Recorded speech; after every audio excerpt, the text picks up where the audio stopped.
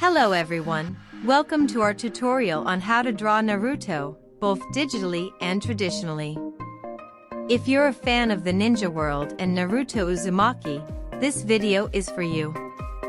Be sure to follow each step meticulously to capture the essence of this iconic character. If you're new to the channel, we invite you to subscribe for more creative content like this. And don't forget to hit the notification bell so you won't miss any of our tutorials. Now, let's get started drawing Naruto.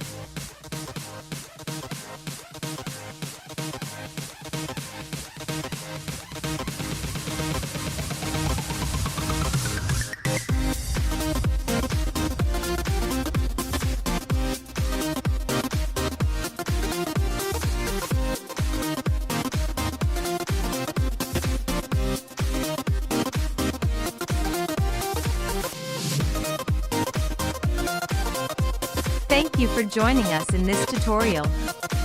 If you enjoyed this video and want to see more drawing and art content related to Naruto, make sure to give it a thumbs up and subscribe to the channel.